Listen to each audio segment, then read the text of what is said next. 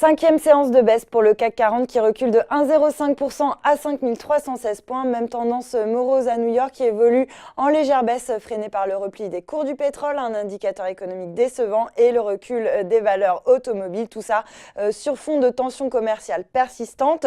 Sur le front des valeurs, donc EDF bondit de 5,26% porté par le retour du scénario d'une scission du groupe entre activité nucléaire et renouvelable après des déclarations de Nicolas Hulot sur France Info. À l'inverse, Veolia reculé de 3,59%, plombé par une note de Jefferies qui estime que les perspectives de croissance sont déjà intégrées dans le cours de bourse et que la dégradation du contexte macroéconomique suggère un potentiel limité. Jefferies qui abaisse donc sa recommandation à conserver contre achat auparavant avec un objectif de cours réduit de 5% à 20 €. Le secteur automobile, lui, se distingue parmi les plus fortes baisses dans le sillage de l'action Daimler à Francfort qui est sanctionné pour un abaissement par le constructeur automobile de ses estimations de profit pour 2018 en raison de la guerre commerciale entre les États-Unis et la Chine. Un profit warning qui pèse sur l'ensemble du secteur à l'image de Peugeot qui recule de 2,8%, suivi des équipementiers automobiles à l'image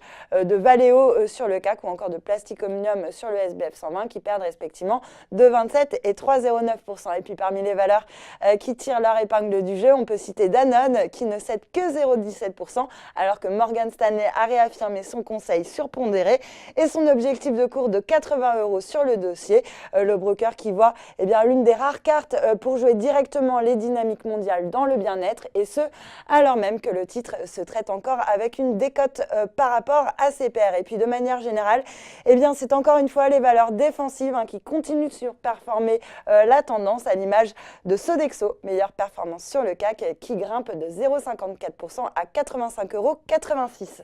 Voilà, c'est tout pour ce soir, mais n'oubliez pas toute l'actu éco et finance est sur Boursorama.